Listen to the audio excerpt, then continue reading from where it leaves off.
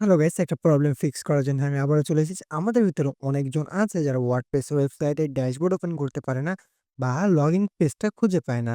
তার উম প্রধান কিছু কারণ আছে। তারা সঠিক ইউআরএল টাইপ করতে পারে না অথবা তারা জানে না যে আসলে কিভাবে ওয়ার্ডপ্রেসে লগইন করতে হয়। সিম্পলি এই বিষয়টা যদি সলভ করা করতে যাই আমরা, তাহলে আমাদের ইউআরএল বারে আমাদের ওয়েবসাইটে ওয়ার্ডপ্রেস ধরে নিলাম, আমরা আমাদের ওয়েবসাইটে ঢুকে গেছি। এটা আমাদের ওয়েবসাইট ওয়ার্ডপ্রেসের। তো এইখান থেকে আমরা জাস্ট অ্যাডমিন প্যানেলে যাবো। কোনো জায়গায় আমাদের কিন্তু অ্যাডমিন প্যানেলের আইকন নাই যে আমরা ক্লিক করে অ্যাডমিন প্যানেলে যাইতে পারি। তাহলে আমাদের কি করা উচিত? তো সিম্পল আমাদের ইউআরএল বারে আমরা টাইপ করতে পারি wp-login.php। তাহলে আমরা আমাদের লগইন পেজে চলে আসতে পারি, অথবা আমরা টাইপ করতে পারি wp-admin।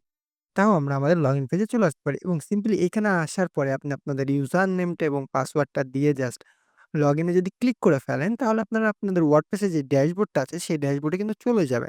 এবং এক্ষেত্রে যদি আপনার পাসওয়ার্ডটা ভুলে যান, সেই ক্ষেত্রে লস্ট ইউর পাসওয়ার্ডে ক্লিক করে ইমেইল দিয়ে আপনারা জাস্ট পাসওয়ার্ডটা চেঞ্জ করে নিতে পারেন। দেখুন এখানে আমরা যদি ইমেইল দিই, তাহলে আমাদের কাছে ওয়ার্ডপ্রেস থেকে একটা মেইল আসবে, সেই মেইলে ক্লিক করে আমরা পাসওয়ার্ডটা চেঞ্জ করতে পারি। তো আমরা যেহেতু পাসওয়ার্ড চেঞ্জ করব, আমরা সিম্পলি দেখুন এখানে ইউজার নেম এবং পাসওয়ার্ড দিয়ে জাস্ট লগইন বাটনে ক্লিক করে দেব। ক্লিক করার সাথে, সাথে বুম, আমাদের ওয়ার্ডপ্রেসের যে ড্যাশবোর্ডটা আছে সেই ড্যাশবোর্ডে কিন্তু আমরা চলে এসেছি। তো আমাদের যে প্রবলেমটা ছিল সেই প্রবলেমটা এখন সলভ। সো নেক্সট ভিডিওগুলো দেখার জন্য অনুরোধ রইল।